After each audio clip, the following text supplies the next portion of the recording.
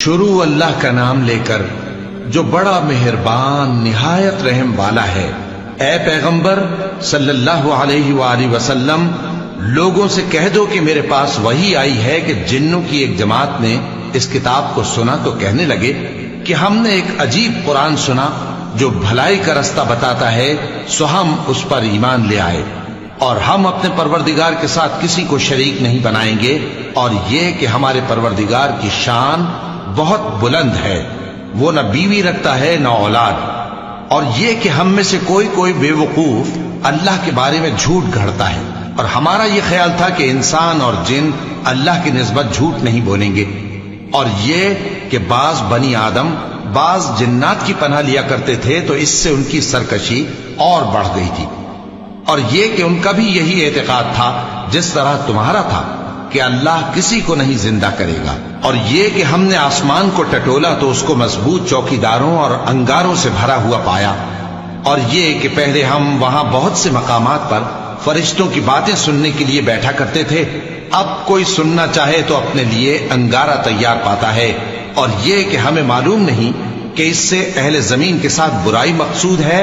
یا ان کے پروردگار نے ان کی بھلائی کا ارادہ فرمایا ہے، اور یہ کہ ہم میں بعض نیک ہیں اور بعض دوسری طرح کے، ہمارے کئی طرح کے مذہب ہیں، اور یہ کہ ہم نے سمجھ لیا ہے کہ ہم زمین میں خواہ کہیں ہوں اللہ کو ہرا نہیں سکتے اور نہ بھاگ کر اس کو تھکا سکتے ہیں، اور جب ہم نے ہدایت کی کتاب سنی اس پر ایمان لے آئے، سو جو شخص اپنے پروردگار پر ایمان لاتا ہے تو اس کو نہ نقصان کا خوف ہے نہ کسی طرح کے ظلم کا،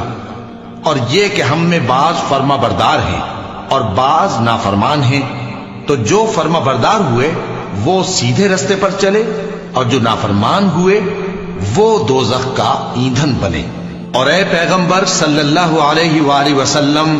یہ بھی ان سے کہہ دو کہ اگر یہ لوگ سیدھے رستے پر رہتے تو ہم ان کے پینے کو بہت سا پانی دیتے تاکہ اس سے ان کی آزمائش کریں، اور جو شخص اپنے پروردگار کی یاد سے منہ پھیرے گا وہ اس کو سخت عذاب میں داخل کرے گا، اور یہ کہ مسجدیں خاص اللہ کی ہیں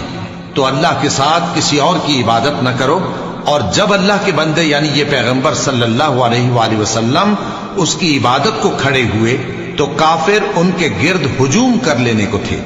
اے نبی صلی اللہ علیہ وآلہ وسلم، کہہ دو کہ میں تو اپنے پروردگار ہی کی عبادت کرتا ہوں اور کسی کو اس کا شریک نہیں بناتا، یہ بھی کہہ دو کہ میں تمہارے لیے نہ کسی نقصان کا اور نہ نفع کا کچھ اختیار رکھتا ہوں،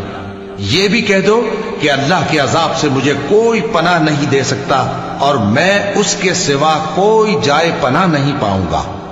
ہاں اللہ کی طرف سے احکام کا اور اس کے پیغاموں کا پہنچا دینا ہی میرے ذمہ ہے، اور جو شخص اللہ اور اس کے پیغمبر کی نافرمانی کرے گا تو ایسوں کے لیے جہنم کی آگ ہے، وہ ہمیشہ ہمیشہ اس میں رہیں گے، یہاں تک کہ جب یہ لوگ وہ دن دیکھ لیں گے جس کا ان سے وعدہ کیا جاتا ہے، تب ان کو معلوم ہو جائے گا کہ مددگار کس کے کمزور ہیں اور شمار کن کا تھوڑا ہے۔ کہہ دو کہ جس دن کا تم سے وعدہ کیا جاتا ہے میں نہیں جانتا کہ وہ عنقریب آنے والا ہے یا میرے پروردگار نے اس کی مدت دراز کر دی ہے، وہی غیب کا جاننے والا ہے، سو کسی پر اپنے غیب کو ظاہر نہیں کرتا، ہاں جس پیغمبر کو پسند فرمائے اور اس کو غیب کی باتیں بتا دے تو اس کے آگے اور پیچھے نگہبان مقرر کر دیتا ہے تاکہ معلوم فرمائے کہ انہوں نے اپنے پروردگار کے پیغام پہنچا دیے ہیں،